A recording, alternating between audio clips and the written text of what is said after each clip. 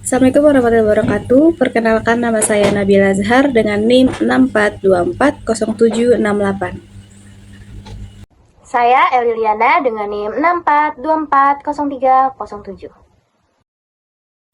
Assalamualaikum warahmatullahi wabarakatuh. Perkenalkan, nama saya Alisha Riambia dengan NIM saya 64242022. Nama saya Rohmani Fiamanila dengan NIM 64241745. Nama saya Icayani Hana Maria, NIM 6424 2002. Assalamualaikum warahmatullahi wabarakatuh. Perkenalkan, nama saya Muhammad Ibnu Sabil dari kelas 4 3C11 dengan nomor NIM 64241802. Pada slide ini, saya akan membahas latar belakang sistem perpajakan di Indonesia. Sistem perpajakan di Indonesia menganut self-assessment system, yaitu sistem yang memberikan kepercayaan kepada wajib pajak untuk menghitung, membayar, dan melaporkan sendiri pajak berutang secara mandiri. Artinya, negara tidak secara langsung menentukan besarnya pajak yang harus dibayar, tetapi memberikan tanggung jawab tersebut kepada wajib pajak. Namun, dalam pelaksanaannya, sistem ini memerlukan mekanisme pengawasan. Hal ini penting agar penerimaan negara tidak hanya bergantung pada kejujuran wajib pajak. Karena jika sepenuhnya bergantung pada kejujuran, maka potensi penerimaan pajak bisa tidak optimal. Oleh karena itu, pemerintah menerapkan withholding system, yaitu mekanisme pemotongan dan pemungutan pajak oleh pihak ketiga sebagai bentuk pengamanan penerimaan pajak. Dengan sistem ini, pajak dipungut langsung saat terjadi transaksi, sehingga dapat mengamankan penerimaan pajak negara sejak awal. Beberapa instrumen withholding system yang memiliki kontribusi besar terhadap penerimaan negara adalah PPh Pasal 22, PPh Pasal 23, dan PPh Pasal 4 Ayat 2. Ketiga jenis PPh inilah yang akan kita bahas pada slide berikutnya. Selanjutnya, pada slide ini saya akan membahas pengertian dari PPh Pasal 22, PPh Pasal 23, dan PPh Pasal 4 Ayat 2. Yang pertama, PPh Pasal 22. PPh Pasal 22 adalah pajak penghasilan yang dipungut atas kegiatan tertentu, seperti kegiatan impor, pembelian barang oleh pemerintah, serta penjualan barang tertentu. Pemungutan PPh Pasal 22 dilakukan oleh pihak yang ditunjuk untuk menjamin penerimaan pajak di muka, bukan oleh wajib pajak secara langsung. Tujuan pemungutan ini adalah untuk menjamin penerimaan pajak di muka, sehingga negara sudah menerima pembagian pajak sebelum wajib pajak melaporkan SPT tahunan. Lalu, selanjutnya yang kedua, PPh Pasal 23. PPh Pasal 23 merupakan pajak penghasilan yang dikenakan atas penghasilan dari modal, jasa, dan kegiatan tertentu lainnya.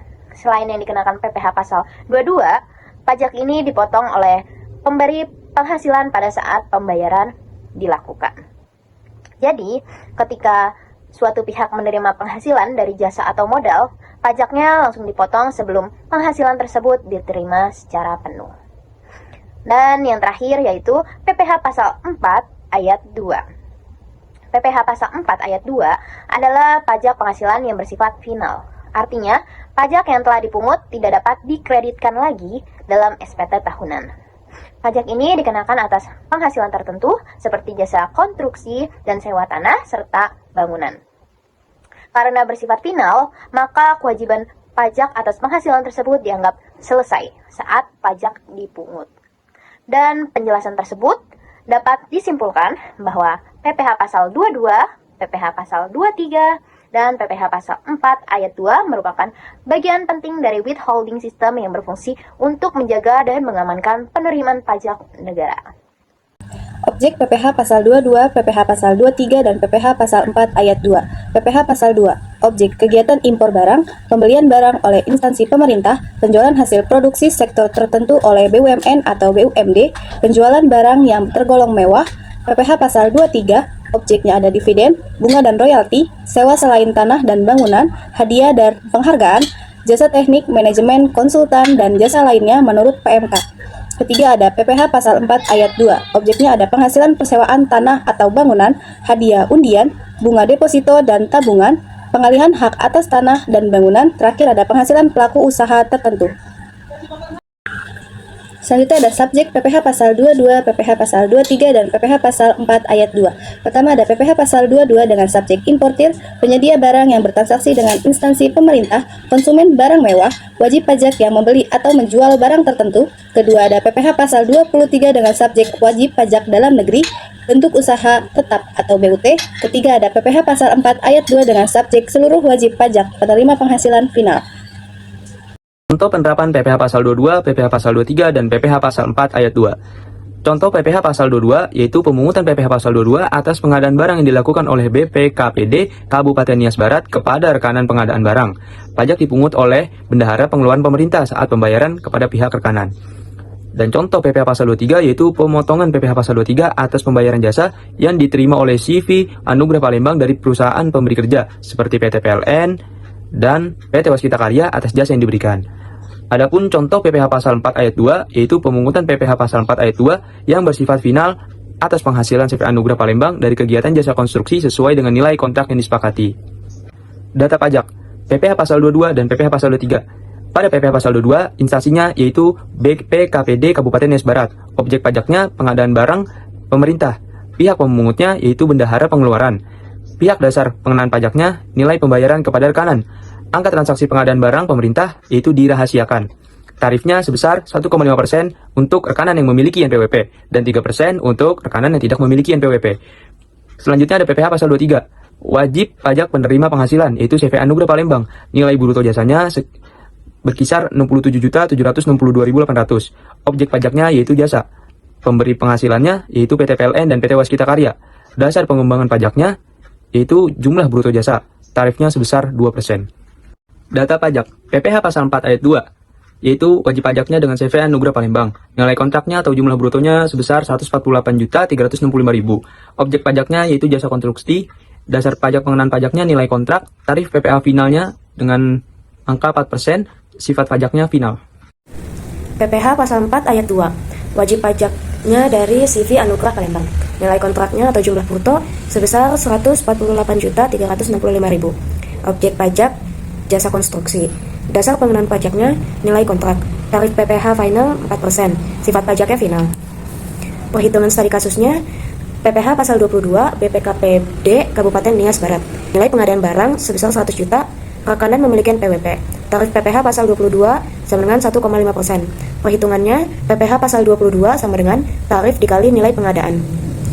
PPh pasal 22 sama dengan 1,5% dikali 100 juta sama dengan 1.500.000. Perhitungan ini merupakan simulasi untuk menjelaskan mekanisme PPh pasal 22, bukan nilai transaksi real penelitian, dikarenakan data transaksi pengadaan dalam jumlah dirahasiakan dengan alasan etika data. PPh pasal 23, CV Anugrah Palembang. Dari data di bawah, nilai bruto jasanya sebesar 67.762.800. Dasar pengenaan pajaknya jumlah bruto jasa. Tarif PPh pasal 23 sama dengan 2%. Perhitungannya, PPh pasal 23 sama dengan tarif dikali dasar pengenaan pajak, DPP atau jumlah bruto pajak. PPh pasal 23 sama dengan 2% dikali 67.762.800. PPh pasal 23 terutang sama dengan 1.355.256. Tarif 2% karena objeknya adalah jasa pada kantor PT PLN Persero, Unit Pelayanan Transmisi UPT Palembang. Baik, selanjutnya saya akan membahas studi kasus perhitungan dan pelaporan pajak penghasilan, khususnya PPh pasal 4 ayat 2, PPh pasal 22, dan PPh pasal 23 pada CV Anugrah Palembang. Pertama, saya akan membahas PPh pasal 4 ayat 2. Studi kasus ini berkaitan dengan CV Anugrah Palembang yang memperoleh penghasilan dari jasa konstruksi kepada PT Waskita Karya Persero. Adapun data yang digunakan adalah sebagai berikut. Nilai kontrak atau jumlah bruto sebesar Rp148.365.000. Jenis penghasilan berupa jasa konstruksi. Tarif PPh final pasal 4 ayat 2 sebesar 4%. Sifat pajak yaitu final. Karena penghasilan ini berasal dari jasa konstruksi, maka pajak yang dikenakan adalah PPh pasal 4 ayat 2 yang bersifat final. Selanjutnya kita masuk ke tahap perhitungan. Rumus yang digunakan adalah PPh final sama dengan tarif dikali dasar pengenaan pajak. Dengan dasar pengenaan pajak berupa nilai kontrak, maka perhitungannya sebagai berikut. 4% dikalikan dengan Rp148.365.000, hasilnya adalah Rp5.934.600. Dengan demikian, pajak penghasilan yang terutang oleh CV Anugrah Palembang adalah sebesar Rp5.934.600 dan pajak ini bersifat final, sehingga tidak dapat dikreditkan dalam SPT tahunan. Selanjutnya, saya akan membahas PPh Pasal 22. Pihak yang melakukan pelaporan PPh Pasal 22 adalah Bendahara Pengeluaran BPKPD Kabupaten Nias Barat. Jenis SPT yang digunakan adalah SPT masa PPh Pasal 22.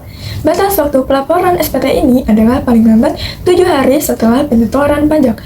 Namun, berdasarkan temuan penelitian, terdapat beberapa permasalahan, antara lain penyetoran dan pelaporan pajak yang tidak dilakukan tepat waktu, masih banyak transaksi yang belum dilaporkan dalam SPT masa. Hal ini menunjukkan bahwa pelaksanaan kewajiban pajak tersebut belum sesuai dengan ketentuan PMK nomor 59 PMK 03 2022. Berikutnya, kita akan masuk ke PPh Pasal 23. Pihak pemotong PPh Pasal 23 adalah pemberi penghasilan. Contohnya, PT PLN atau PT Waskita Karya. Jenis SPT yang digunakan adalah SPT masa PPh Pasal 23. Bukti potong pajak diberikan kepada CV Anugrah Palembang sebagai penerima penghasilan. Untuk pelaporannya, SPT masa dilaporkan oleh pihak pemotong. Pajak yang telah dipotong dapat dikreditkan oleh penerima penghasilan dalam SPT tahunan.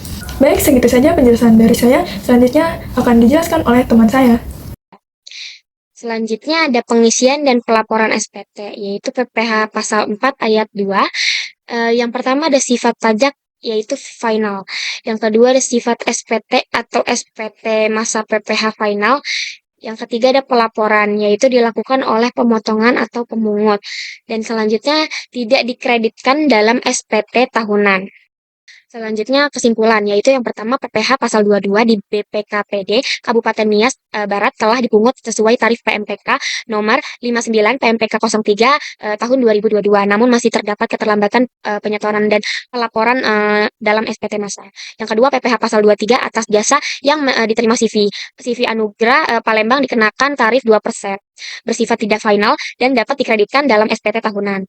Selanjutnya ada PPh Pasal 2 ayat Pasal 4 ayat Selanjutnya ada PPh Pasal 4 Ayat 2 atas jasa konstruksi dikenakan tarif 4% bersifat final dan tidak dapat dikreditkan. Selanjutnya ada ketiga jenis PPh ini berperan penting dalam sistem withholding tax, namun kepatuhan administrasi masih perlu ditingkatkan. Dan yang terakhir, secara keseluruhan PPh Pasal 22, PPh Pasal 23, dan PPh Pasal 4 Ayat 2 merupakan instrumen penting dalam sistem withholding tax di Indonesia. Untuk mengamankan penerimaan negara, permasalahan utama yang ditemukan dalam penelitian ini terletak pada kepatuhan administratif, khususnya pada aspek penyetoran dan pelaporan pajak, bukan pada penentuan tarif pajaknya.